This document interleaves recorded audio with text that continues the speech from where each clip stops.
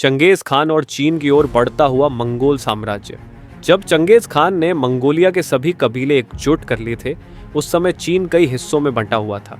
किसी को उम्मीद नहीं थी कि चंगेज खान अब चीन के बड़े साम्राज्यों से दुश्मनी लेगा, लेकिन मंगोल साम्राज्य का राजा बनने के बाद हालात ऐसे बन गए कि उसे चीन पर हमला करने का मौका मिल गया। मंगोल साम्राज्य के पश्चिम में तंगुट साम्राज्य था, जिसे पश्चिमी जिया साम्राज्य भी कहा जाता था।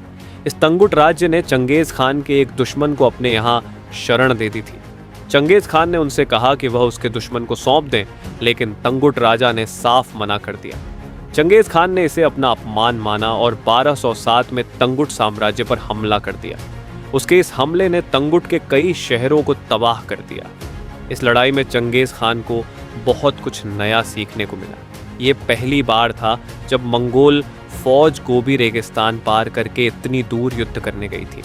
जब चंगेज खान वहां पहुंचा तो देखा कि उनके शहरों की किलेबंदी बहुत मजबूत थी। मंगोल सेना भले ही तेज और अनुशासित थी, लेकिन उसके पास ऐसे हथियार नहीं थे जिससे वो किले की दीवारें तोड़ सके। इस मुश्किल से निपटने के लिए उसने एक अलग तरीका अपनाया। उसने किले के बाहर रहने वाले लोगों को मारना शुरू कर दिया और किले के अंदर राशन जाने के सभी रास्ते बंद कर दिए। उधर तंगुट साम्राज्य पहले से ही कमजोर था, क्योंकि कुछ समय पहले वहां तख्ता पलट हुआ था और अंदरूनी झगड़े चल रहे थे।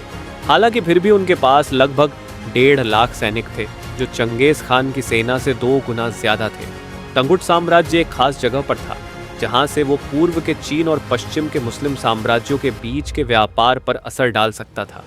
जब चंगेज खान ने तंगुट को जीत लिया, तो अब उसके पास एक ऐसा रास्ता आ गया जिससे सिल्क रूट के जरिए मंगोल साम्राज्य में कीमती चीजें आ सकती थीं, और तंगुट की धरती को इस्तेमाल करके अब चंगेज खान चीन के और भी अमीर और शक्तिशाली साम्राज्यों पर हमला कर सकता था। 1209 में तंगुट राजा ने हार मान ली और चंगेज खान को अपना राजा मान लिया।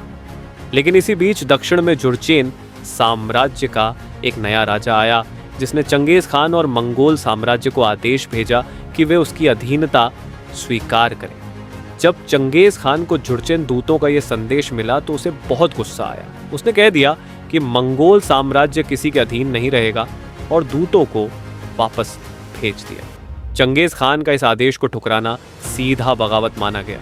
अब चंगेज खान ने अपनी सेना को दोबारा तैयार किया और जुर्चेन साम्राज्य पर हमला करने का ऐलान कर दिया। आगे बढ़ने से पहले अगर आपको ये वीडियो पसंद आ रहा हो तो दी एसटी बुक यूट्यूब चैनल को ज़रूर सब्सक्राइब करें।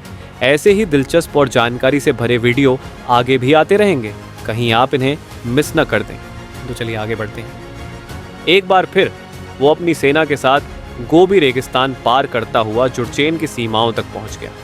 13वीं सदी की शुरुआत में जुर्चेन साम्राज्य चीन का दूसरा सबसे बड़ा राज्य था, जहां करीब 50 लाख लोग रहते थे।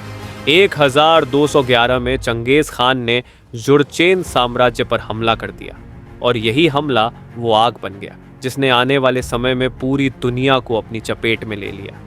शुरुआत में किसी को नहीं लगा कि चंगेज खान वाकई पूरी दुनिया में युद्ध करेगा, लेकिन जब उसने जुर्चेन पर हमला किया और जीत की लहर चली, तब उसके बाद वो कभी रुका ही नहीं। सिंधु नदी से डेन्यूब नदी तक, प्रशांत महासागर से भूमध्य सागर तक, सिर्फ 30 सालों के अंदर मंगोल योद्धाओं ने हर सेना को हराया, हर किले को गिराया और हर साम्राज्य पर मंगोलों का झंडा लहराया। अब चंगेज खान का साम्राज्य बहुत तेजी से फैल रहा था, और इसी मंगोल विस्तार और चंगेज खान की बढ़ती ताकत के बारे में और जानने के लिए चलिए अगले एपिसोड की ओर।